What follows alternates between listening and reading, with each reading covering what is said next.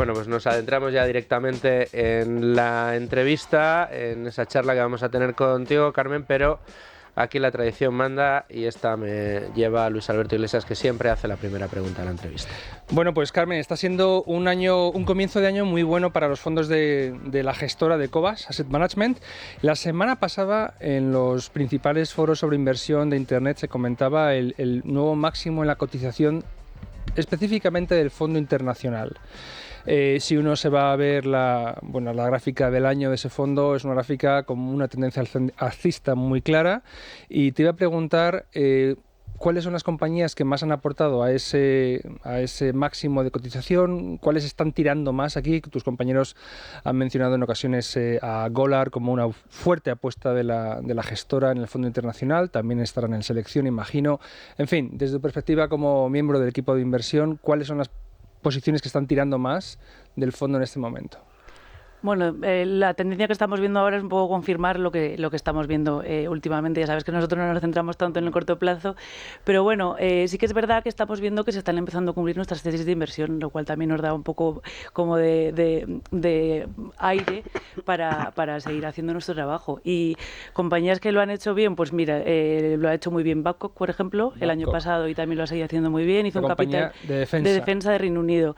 No sé si fue hace 2 semanas, sí, estuvieron Paco y mi compañero Juan Cantus en el Capital Markets Day de la compañía, donde explicaron pues toda su estrategia de defensa con muy buenos objetivos para el futuro. Pero bueno, ya digo que ya venía haciéndolo bastante bien el año pasado. Yo creo que fue de las compañías que más contribuyeron a la rentabilidad de la cartera internacional, y también lo ha hecho muy bien últimamente una compañía que yo conozco bastante, que es Currys, que es la británica de retailer de electrónica, porque ha recibido la compañía una OPA, un approach, eso es, de Elliott. Bueno, la semana pasada hubo una y hoy mismamente ha vuelto a haber otra. Entonces, digamos que una compañía que había estado absolutamente denostada por el mercado está otra vez en el radar, ¿no? Entonces, pues la semana pasada subió un 30%, esta semana ha seguido subiendo y como digo, simplemente se están empezando a constatar lo que nosotros pensábamos que iba a empezar a suceder, ¿no? Es un poco una mezcla de distintas cosas. Unos apuntes simplemente a los oyentes y espectadores que se vayan a ver el programa con Juan Cantus. Sí, que nos comentó Babcock. Él es la persona que más sabe de Babcock. Yo me atrevería a decir que más que los propios analistas del Reino Unido. Que vean toda la tesis, porque es increíble. Nos explicó Juan aquí. Otra cuestión, tanto Babcock como Currys, que era Dixons antiguamente, llevan ¿cuántos años en la cartera? De lo que también hablamos con Juan. Es decir, es una cartera que en sus posiciones principales ha rotado muy poco. ¿Cuántos años llevan? Yo diría que prácticamente desde inicio. Comienzo. Yo sí. Currys quizá pues unos meses después de empezar, pero vamos, desde inicio, desde 2017 prácticamente. Y luego un último apunte, que a pesar de que esas compañías ya añejas del fondo están empezando ya a ser reconocidas, ha habido por el camino OPAs, de las cuales nos ha hablado Iván, es decir, les han comprado, digamos, antes de tiempo, empresas de las que llevabais en cartera, que también son formas de refrendar vuestra tesis de inversión, aunque quizá a precios que hubierais querido que fuesen más generosos. A ver, siempre está, o sea, la rentabilidad final depende obviamente de muchas cosas, y una de ellas es el tiempo. Entonces, al final te pueden ofrecer un precio más bajo, pero si es un periodo corto de tiempo, es verdad que nosotros somos inversores a largo plazo, pero si te ofrecen un precio razonablemente bueno en poco tiempo, la rentabilidad que obtienes de esa inversión también es alta, ¿no? Entonces, pues estamos bastante satisfechos con los precios. O sea, obviamente muchos están por debajo de nuestra valoración, pero también es verdad que la tesis ha ocurrido quizá antes de lo que podríamos esperar. O sea, que eso también por ese lado también está bien. Pues yo te iba a preguntar por Currys, ante Dixons. Sí. Esta que es como una especie, no sé si de Phone House o Media Market. Bueno, ellos eran los dueños de Phone House en el pasado. Digo, para que el oyente se imagine, en Reino Unido. Mediamar. Lo que más se parece en España. Lo que más se parece sería esto. Sí. Y es una compañía que efectivamente el movimiento de la última semana es llamativo, porque ha pasado de 40 y algo a ahora mismo está 70. En 60, así, y subiendo. Y la pregunta es, pero también es verdad que llevaba unos años os ha hecho sufrir mucho, intuyo. Sí, yo como analista que cubre la compañía, Bien, entonces, esa doble OPA, ¿hacia dónde creéis que va a avanzar? Intuyo que una doble OPA os gusta más que una sola, aunque solo sea porque se tienen que pelear las dos ofertas y lo normal es que el precio suba. ¿Tenéis un precio objetivo? ¿No lo tenéis? ¿Por qué ha estado el mercado tan plano y de repente ahora se reconoce de golpes? Yo sé que muchas veces nos decís que esto es lo habitual. ¿Hasta dónde creéis vosotros que puede llegar? Y bueno, pues ¿cuáles son las fortalezas que veis en un negocio que a lo mejor mucha gente de fuera dice, hombre, pues sí, claro, es que ahora quién se compra un móvil en tiendas físicas y todo, si estas cosas ya son por internet y ese tipo, porque a mí es una tesis de inversión que os lo he escuchado alguna vez y me gustaba, pero es verdad que parecía como que le costaba que alguien más dijera, sí, esto es así. Sí, a ver, bueno, es que en Carris desde que empezamos en 2017 han pasado muchísimas cosas, ¿no? Pero sobre todo lo primero que empezó, o sea, al principio el negocio móvil era muy importante, pero ha ido perdiendo importancia. De hecho, han cerrado las tiendas que tenían de solo móvil y ahora venden sobre todo electrodomésticos grandes. Es el negocio más rentable que tienen. O sea, venden también electrodomésticos pequeños y productos de electrónica, pero el negocio bueno con barreras de entrada es el de televisiones grandes y electrodomésticos. ¿Por qué? Porque es un negocio que no es fácil de replicar.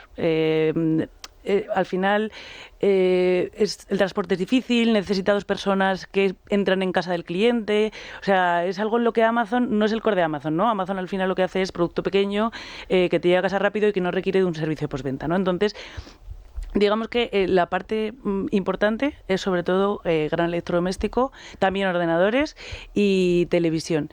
¿Y qué ha pasado en esta compañía en los últimos años? Bueno, pues empezó con problemas en el negocio de móviles, que ahí hubo un viraje del mercado que también ha pasado aquí en España, de que se vendía un bundle del móvil con la SIM y eso era muy rentable para ellos y se empezó más por un lado compró la conexión del operador y compró lo que es el teléfono de Carris, entonces es un negocio que empezó a declinar, tenía muchas tiendas ahí, entonces digamos que los primeros profit warnings de los que nos beneficiamos fueron por ese tema.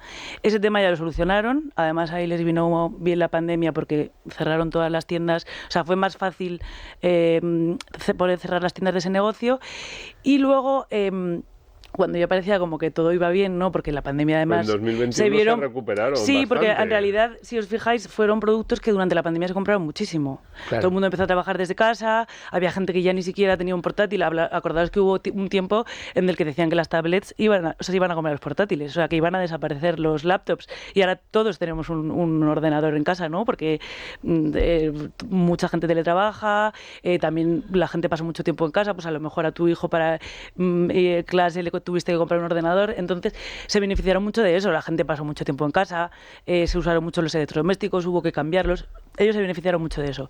¿Qué pasó? Que luego, después de ese momento bueno, vino de repente toda la crisis de inflación, purchasing power, etcétera, que en Reino Unido ha afectado especialmente. Entonces ahí les afectó, porque aunque sí que es verdad que es una categoría de productos que cada vez es menos discrecional, porque al final pues son cosas que utilizas en tu día a día, sí que es verdad que cuando vienen mal dadas, pues la gente a lo mejor espera un tiempo a cambiarse el ordenador, cambiarse el frigorífico, etcétera, etcétera, ¿no? Entonces, por una parte, les vino ese momento malo, cuando empezaba que todo iba a ir bien en Reino Unido, y porque al final lo que pasó es que cuando vinieron momentos malos, los que más sufrieron fueron los más pequeños o los puramente online, entonces ellos ganaron cuota, su principal competidor, que es el online, empezó a sufrir más. Pues viene crisis en los países nórdicos, que también tienen una importante posición ahí, también son ahí el número 1. Los países nórdicos, donde nos contaba, me acuerdo el CEO de ese negocio, que en esos países es que había gente que nunca en su vida había sufrido una crisis económica. Entonces, claro, también ha habido ahí un problema importante de caída de ventas, de mucha competencia. Vamos, que se han ido produciendo una serie de cosas se ha reducido mucho la oferta y eso les ha... Eso es. Y sobre todo también un problema de demanda al final. O sea, en los países nórdicos les pasó que había un exceso de stock en el mercado y todos los competidores pues empezaron a descontar el producto. Entonces todo eso hizo que estuviera a niveles pues eso, cercanos de que el año pasado estuviera cotizando a niveles cercanos a los de la pandemia, cuando las tiendas estaban completamente cerradas. O sea, es que eran unos precios muy muy atractivos. Y habéis ido aprovechando, decías, sí. Esos fueron los primeros profit warnings de los que nos aprovechamos. Recordemos que Profit Warning es una revisión de beneficios a la baja que hace la compañía, suelen ser señales de alerta en el mercado y generalmente tumba los precios de las acciones de esas compañías, lo cual vosotros que estabais ahí, tú en concreto, que estabas ahí pegada a la pantalla, dijiste, ahora sí, ¿no?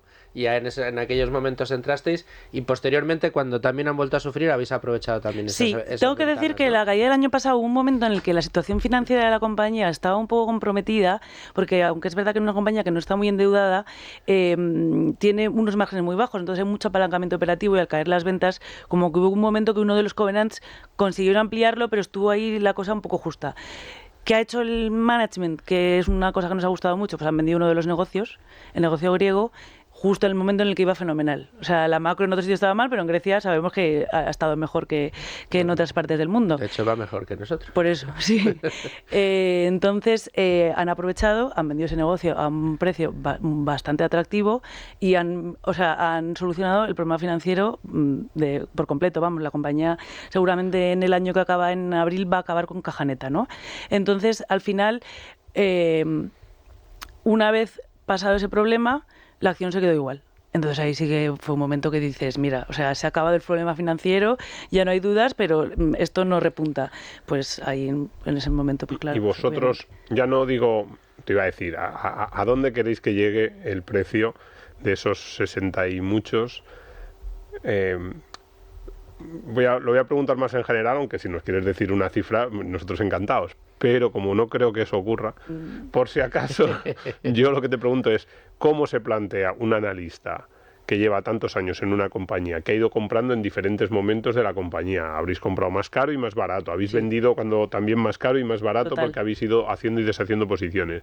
Llega una OPA como esta y ¿cómo os lo planteáis? Es decir, ¿qué... no sé si os fijáis unos límites de decir a partir de este momento vendemos, si esperáis a ver qué es lo que plantea la dirección de la compañía o cuál es la respuesta oficial, por así decirlo, si decís, bueno, vamos a coger palomitas y a ver estos dos, sobre todo si hay una doble OPA, hasta dónde se pelean o hasta dónde creen que puede valer. Es decir, ¿qué factores vosotros valoráis en estos días? Porque me imagino que en algún momento, no sé cuándo, vais a tener que tomar una decisión en las próximas semanas o meses. Bueno. A ver, lo primero que tampoco hay mucho que podamos hacer y la compañía tampoco te puede decir mucho. O sea, por regulación en realidad, por ejemplo, la semana pasada hablamos con el Investor Relations y tenía que haber una persona en este caso era de un gran banco, como vigilando un poco la reunión, porque no te pueden dar tampoco mucha información. Entonces, nuestro approach ahí es, obviamente, nosotros sabemos lo que vale la compañía, que no voy a decir un número porque nunca lo hacemos. Bueno, a veces lo hacemos, pero en este caso... Pero es más que ahora. Significativamente más. O sea, eso sí que lo puedo decir. O sea, igual que el management ha dicho que creen que la oferta, tanto la de la semana pasada como la de esta semana, está muy por debajo de lo que vale la compañía, nosotros estamos de acuerdo.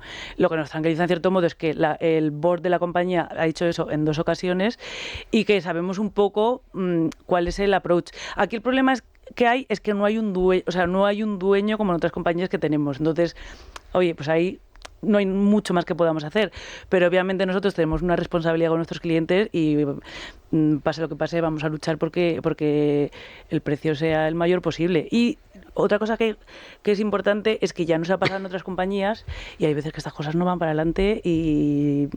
O sea, Elliot, por ejemplo, lanzó una OPA sobre Arista en 2020 que no salió adelante y hoy cotiza al doble de la OPA, ¿no? Elliot al final tiene una filosofía un poco, digamos, parecida a la nuestra, no intentan comprar barato.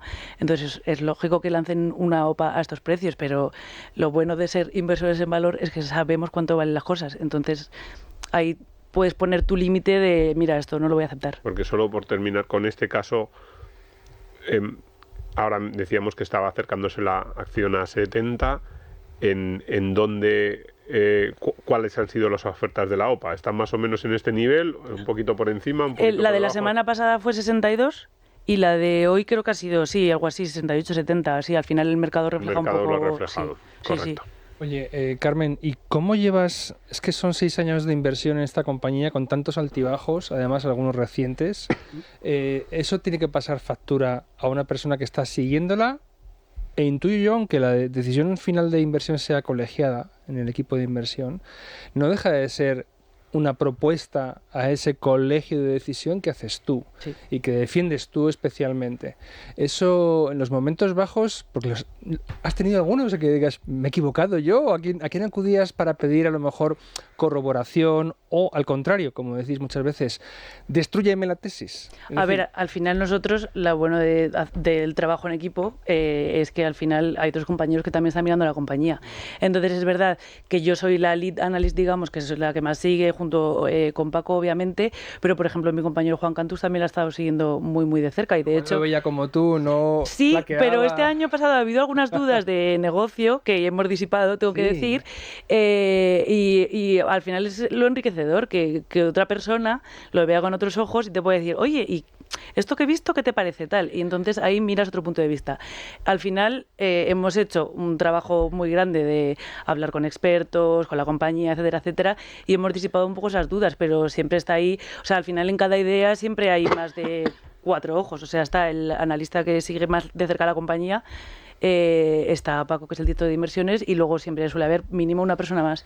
Y luego también tenemos reuniones periódicas en las que hablamos un poco entre todos. Entiendo que eso lo hacéis para prevenir ese encariñamiento u obcecación de un analista particular con una compañía. Total. Entonces, mira, no, aquí vamos a aportar 4 pares de ojos para evitar justamente eso. Al final yo creo que hay varias cosas que te pueden proteger de eso. Una es tú mismo como analista, al final... cuando valoras algo, o sea, al final que parece una tontería porque cuando haces inversión en valor parece que todo el mundo tuviera que hacer lo mismo, pero no todos los inversores saben cuánto vale una compañía, entonces es como más fácil asustarte cuando algo cae. Entonces al final tú como analista, si sabes cuánto vale la compañía, es más difícil que tengas ese miedo irracional a lo que pueda pasar. No sé si me explico. O sea, al final, cuando hay noticias sobre una compañía, tú tienes que intentar analizar cómo afecta eso a la valoración, y si tu valoración sigue estando muy por encima del precio respecto a la caída que ha tenido, pues es cuando hay que comprar más. O sea, que si te gustaba a 80, a 50 te tiene que gustar más, claro, si no ha cambiado la tesis. Clarísimo, total. Si no hubiéramos vendido, o sea, me refiero, si eso no fuera el caso, habríamos vendido la posición, porque supone que te has equivocado, que puede pasar, obviamente, pero supone que te has equivocado. Bueno, Carris es una de las posiciones en la que, digamos, eres tú la líder de la tesis. Dentro del equipo de inversión también sigues otras compañías relacionadas con el gran consumo y que tienen que ver, por ejemplo, con el tabaco. Uh-huh. Babcock es defensa. Cualquiera diría que os metéis en fregados. Tenéis también hidrocarburos. O sea, al final estáis en todo lo que nadie quiere. Sí, pero eso es el value investing por definición, al final. O sea, es ir a mirar donde nadie quiere y lo que no le gusta a nadie. O sea, es ir a contracorriente. Que es un trabajo a veces, pues eso, al final la mente humana estará muy mala prensa, ¿no? Hombre, total. Nos trae muy mala prensa y luego al final el ser humano está diseñado para ir con el rebaño. Al final decía, creo que era Montier, que la exclusión social causa el mismo, o sea, enciende las mismas partes del cerebro que el dolor físico. O sea, al final ir a la contra, estar todo el día recibiendo emails o hablando con gente en la calle, porque al final cuando pasan algo muy negativo es como que todo el mundo te lo comenta, ¿sabes? O sea, tus amigos, tal, mi marido en casa, ¿sabes? Que también trabaja un poco en algo parecido, es como... Entonces al final, abstraerte de eso, yo creo que es lo más complicado, o sea... Ir a contracorriente no es fácil, pero también te digo que una vez que tu mente es contrarian, es como que no puedes evitar... Sí, ya el día que vas con la mayoría es cuando te preguntas qué estoy haciendo mal. Eso es. O cuando oyes algo como que todo el mundo está de acuerdo en algo, dices, aquí hay algo que no está bien. En esta emisora yo creo, ¿verdad, Domingo? Que ahí de eso tenemos bastante costra ya. Pero fíjate, yo sobre lo del tabaco, más allá de la mala prensa, es verdad, incluso, iba a decir que incluso hay algo más, porque mala prensa la comparte, pues decías tú antes, defensa, pero todos sabemos que los países van a seguir teniendo que defenderse. Petróleo sigue siendo necesario, pero el tabaco es un sector muy peculiar. ¿Por qué? Porque el tabaco es un sector en el que incluso las propias compañías están autoatacándose. Yo el otro día vi en una publicación española en papel, en economía, de repente veo uno de estos publireportajes así que lo pone arriba, publireportaje, y me pongo a leer y era una entrevista al máximo responsable de una compañía tabaquera en la que decía, no os preocupéis que vamos a hacer que la gente se cambie al vapeo, queremos una sociedad más sana. Estaba atacando su producto, que bien, que todos podemos estar de acuerdo en que el tabaco es un producto dañino, pero, claro, tienes una compañía que casi se está boicoteando lo que ha sido su gran fuente de ingresos en los últimos 30, 40, 50, 100 años. 100 años. Entonces, la pregunta es... Son las mismas compañías desde hace 100 años. ¿Cómo un value se enfrenta a una compañía que ya no es que no tenga ventajas, o las tendrá, ventajas competitivas, pero se está tratando de deshacer en parte lo que es la fuente de su negocio? A ver, si es la compañía que yo creo que es una de las principales... Bueno, al final son 4 compañías en el mundo, entonces es una de esas. ¿Cuál lleváis en cartera? Tenemos en el fondo de grandes compañías, tenemos British American Tobacco, vale, que es, las marcas son Camel, Newport, que es muy fuerte en Estados Unidos, tienen mucho negocio en Estados Unidos. Yo creo que hablas de Philip Morris, yo creo que es el CEO que ha dicho que, bueno, al final es la compañía que más tiene productos... no me acuerdo, sí, recuerdo haberlo visto y que me llamó mucho la atención pagar publicidad para poner un poco mal a tu propio negocio, que lo entiendo, si todos sabemos las implicaciones que tiene, pero que me llamó la atención. A ver, la cuestión de esa compañía es que tienen un producto nuevo que es Heat Not Burn, el tabaco que se calienta y no se quema, que es menos dañino porque lo que al final la nicotina no es dañina, lo que es dañino es todo el resto de cosas que tiene el tabaco. Entonces ellos tienen un producto muy fuerte en esa categoría y están creciendo mucho ahí y de hecho ahora porque están invirtiendo mucho en marketing, pero esa categoría tiene potencial de tener unos márgenes incluso superiores a los del tabaco. Entonces, obviamente, les interesa disruptear su propio producto, digamos.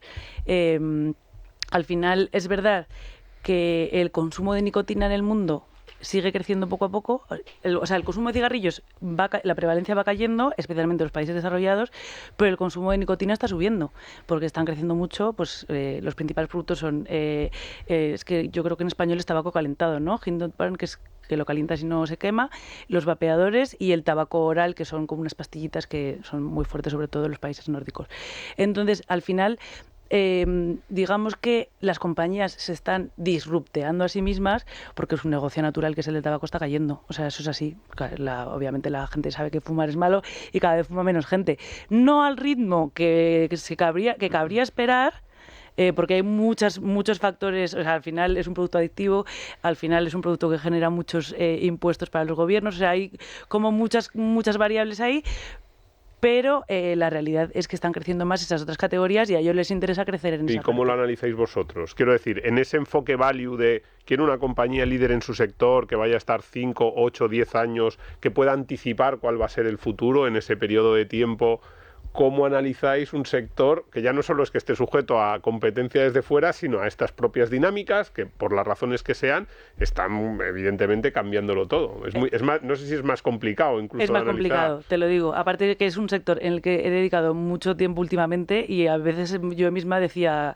O sea, que te entran dudas, ¿no? Pero al final, si miras los precios a los que está cotizando las compañías, especialmente British American Tobacco, que está cotizando en mínimos de hace 10 años, y los múltiplos, o sea, lo que está implícito en los múltiplos es básicamente que dentro de 10 años la gente ya no va a fumar nadie más. Entonces, ¿crees que eso es factible? Yo tengo mis serias dudas, porque por una parte es verdad que la gente cada vez fuma menos, pero la elasticidad es negativa, con lo cual cada vez aumentas el precio y las ventas de las compañías siguen subiendo. Y luego, por otra parte, tienes que son las propias compañías tabaqueras las que se están disrupteando a sí mismas. Es verdad que hay en algunos segmentos como el vapeo que hay nuevos entrantes, pero lo que creemos que es probable que pase y lo que está empezando a pasar es que la regulación va a eliminar a todos esos pequeños...